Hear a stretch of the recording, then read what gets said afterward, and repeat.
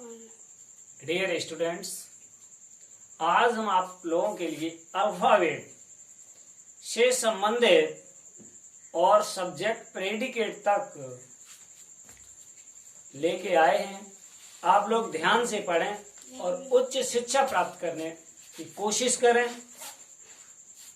और मेरा channel like, subscribe व शेयर जरूर करें। इस तरह से भाषा की सबसे छोटी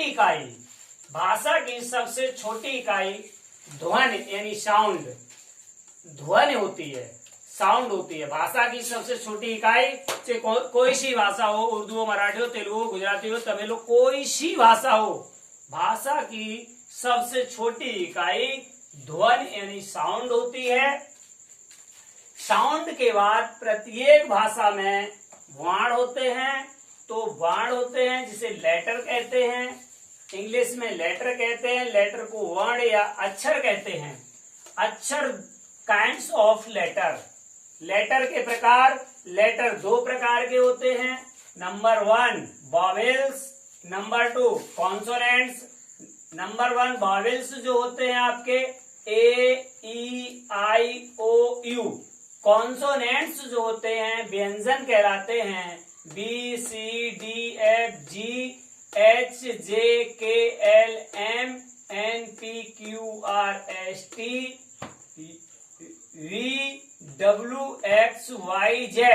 ये 21 आपके व्यंजन बोले जाते हैं, बट W और Y ये कभी स्वर और कभी व्यंजन होते हैं।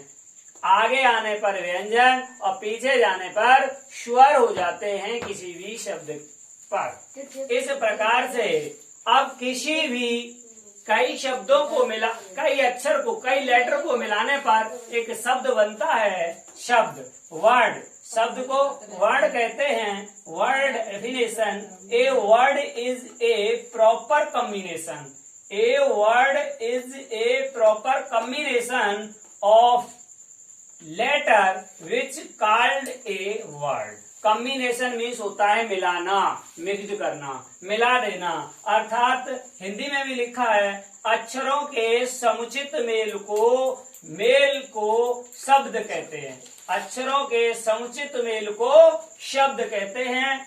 जैसे G प्लस O, हमने G और प्लस O को मिला दिया तो बराबर हमारा क्या शब्द बन गया? गो मीन्स क्या होता है? जाना।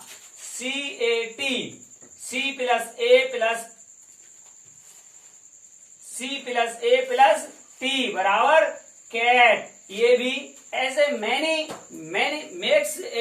लेटर्स, कई अक्षरों को मिलाने पर कई नए शब्द का निर्माण होता है जिसका अर्थ भी होता है। इस तरह से हमारा वर्ण क्लियर होता है। उसके बाद आता है हमारा सेंटेंस। सेंटेंस क्या होता है भाई? अब हमने अक्षर को मिलाया था तब हमारा वर्ड बना, अब हम वर्ड को मिलाएंगे तब हमारा सेंटेंस बनेगा। तो सेंटेंस वाक्य एक combination of word that makes a complete sense. Complete sense माने भाव, सही भाव, इज कॉल्ड ए सेंटेंस। यानी शब्दों के समुचित मेल को वाक्य कहते हैं। शब्दों के समुचित मेल को वाक्य कहते हैं। अर्थात a combination of word that makes a complete sense is called a sentence. शब्दों के समुचित मेल को शब्द कहते हैं। अब यहाँ पर सेंटेंस जो होता है, सेंटेंस के प्रकार, काइंड्स ऑफ सेंटेंस। काइंड्स माने प्रकार, ऑफ माने काकी के, सेंटेंस मीन्स वाक्य। तो वाक्य के प्रकार, वाक्य भैया दो प्रकार के होते हैं। Number 1 subject. सब्जेक्ट को हिंदी में कर्ता कहते हैं। Subject is the part of sentence. Subject is the part of sentence which comes before verb. यानी वर्ब, हेल्पिंग वर्ब हो या मेन वर्ब हो, उससे पहले आपका आया हुआ उसे हम सब्जेक्ट कहते हैं। अर्थात हिंदी में लिखा है वाक्य में जिसके लिए कुछ कहा जाए उसे कर्ता कहते हैं। वाक्य में जिसके लिए कुछ कहा जाए उसे कर्ता कहते हैं। इंग्लिश में देख लीजिए, subject is the parts of sentence which comes before verb.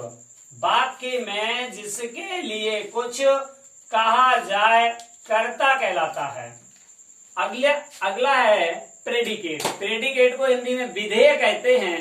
Predicate को हिंदी में विधेय कहते हैं, अर्थात कर्ता को छोड़कर हमारा पूरा वाक्य विधेय कहलाता है, प्रेडिकेट कहलाता है। तो फिर यहाँ पर इंग्लिश देख लीजिए, विधेय।